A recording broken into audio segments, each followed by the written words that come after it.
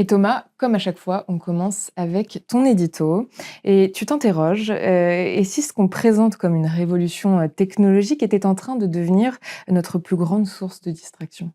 Oui, posons un petit peu le cadre des échanges que l'on va tous ensemble avoir ensuite, puisque l'IA générative notamment, mais pas que, est désormais partout et tout le monde en a pris conscience ces 2 dernières années. Partout, mais pourquoi faire? On l'utilise maintenant pour optimiser nos mails, préparer des réunions, rédiger des comptes rendus. Alors ça va très vite, c'est bluffant, c'est parfois enthousiasmant, mais accéléré, d'accord, pourquoi faire? C'est ça aujourd'hui la question qu'il faut qu'on arrive à se poser au moment où des milliards d'investissements sont fléchés dernière en date, les 50 milliards de contrats signés lors du sommet de l'IA par le président de la République avec les Émirats pour installer des data centers, s'est-on seulement demandé ce qu'on allait y mettre. Le marché, par ailleurs, est très déséquilibré. En 2023, on parle de 30 milliards d'investissements dans les IA génératives, 56 milliards en 2024, près de 200% d'augmentation. Là-dedans, moins de 5% vont vers des usages d'intérêt général. 80% des investissements en IA vont dans l'optimisation du marketing, de la finance, les plateformes dites d'engagement, selon une récente étude de la Stanford AI Index. Et pourtant l'IA, futile domine toujours. Ah oui, alors TikTok boosté à l'IA pour piéger notre attention, Mmh. des IA pour générer les starter packs en ce moment qui fleurissent Oui. sur LinkedIn, vous l'avez forcément vu, ou les Ghibli Style qui ont carrément saturé les serveurs de ChatGPT. Voilà, encore les deepfakes viraux qui malheureusement peuvent pourrir la vie de pas mal de gens. Alors les usages sont très souvent centrés sur la captation de l'attention, la productivité, voire la manipulation, et les biais algorithmiques excluent des publics déjà marginalisés malheureusement. Je crois que Mourad, tu pourras nous en parler tout à l'heure. Alors l'IA peut renforcer les inégalités si elle est mal pensée, c'est bien pour ça qu'il faut y mettre des garde-fous, au même titre que l'écologie, puisque c'est un véritable gouffre en matière de consommation d'énergie et d'eau. Il va falloir mettre des limites.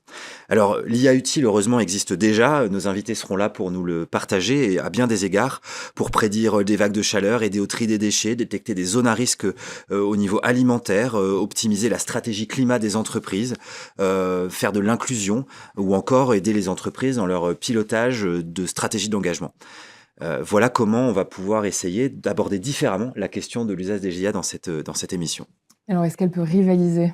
Alors en termes de performance, évidemment, et je pense que nos invités nous le confirmeront, en termes de visibilité et de financement, pas vraiment.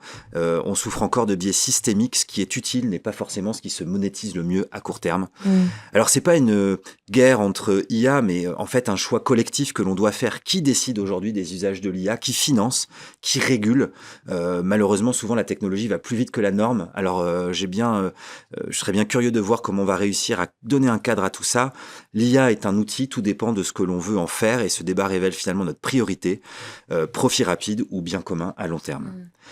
Alors voilà, à quoi bon une intelligence artificielle si elle sert avant tout la bêtise humaine? J'espère qu'on va pouvoir faire la preuve aujourd'hui qu'il y a bien d'autres scénarios envisageables et que Mmh. l'IA va surtout répondre à des enjeux de société qui sont déterminants. Et puis, une question, ouverte à nos invités, à commencer, par, vous Noël, au sujet de l'impact énergétique, des data centers. Comment est-ce qu'on gère cette croissance de manière durable? Est-ce que c'est possible, d'abord? Alors comment? J'ai pas la réponse. En tout cas, ce qui est sûr, c'est qu'il y a un impact énorme, pas que sur l'énergie, hein, mais déjà côté énergie, une recherche, une requête sur de l'IA uniquement générative, hein, pour commencer, c'est entre des dizaines et des centaines de fois plus impactant qu'une requête Google, alors qu'on sait qu'en plus 25% des résultats sont faux, et que quand ça donne Mmh. la réponse, on n'a même pas le lien de la source. Donc ça nous rend un petit peu plus abrutis parce qu'on cherche même pas à aller retrouver d'où ça vient, quelles études. Donc ça, c'est un impact qui n'est pas scalable uniquement côté de l'énergie, mais il y a aussi le sujet des matières. Un data center, ça consomme énormément de matière et on commence à arriver en ce moment sur des conflits d'usage de l'IA. Mmh. Donc ce qu'on sait, c'est que, tu l'as dit, 80% des usages sont non essentiels. Il y a des usages qui sont très pertinents, notamment pour aider à la recherche sur les sciences, pour traiter des grands volumes de données, pour trouver des moyens de s'adapter au changement climatique. Euh, mais aujourd'hui, c'est pas à ça que sert l'IA. Et comme c'est limité en termes d'énergie et de ressources, il va bien falloir à un moment qu'on mette de la gouvernance pour s'assurer que l'IA est utilisée pour des éléments qui Mmh. sont essentiels pour la survie de la civilisation humaine. Mmh. Pour compléter, peut-être, moi qui fais partie du groupe Schneider, je sais qu'on œuvre aujourd'hui beaucoup pour essayer d'optimiser l'usage de l'énergie, la composition des énergies, pour justement essayer de modérer cet impact de la multiplication des data centers sur l'environnement.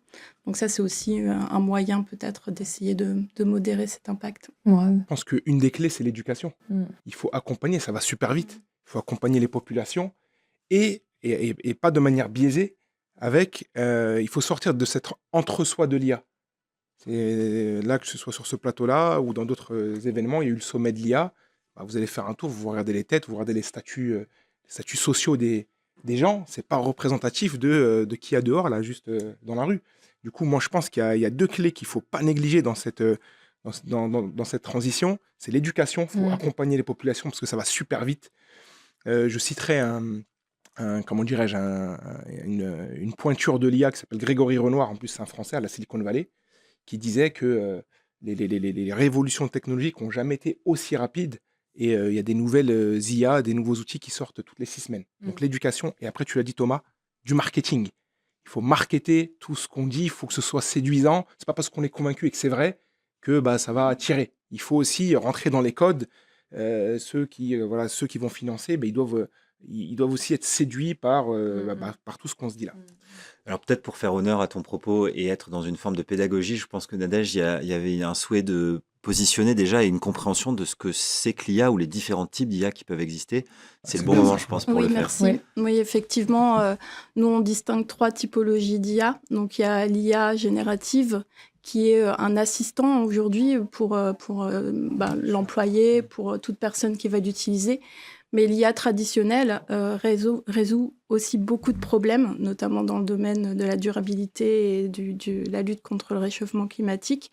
Donc, je pourrais en donner quelques cas d'usage tout à l'heure, où là, on est sur des outils qui permettent de cruncher de la data, qui est de plus en plus volumineuse, et d'en tirer des moyens d'accélérer l'aide à la décision, notamment des décideurs dans les entreprises. Et puis, il y a l'agentique, qui est un autre phénomène qui est en train de grandir et qui se déploie de plus en plus dans l'entreprise.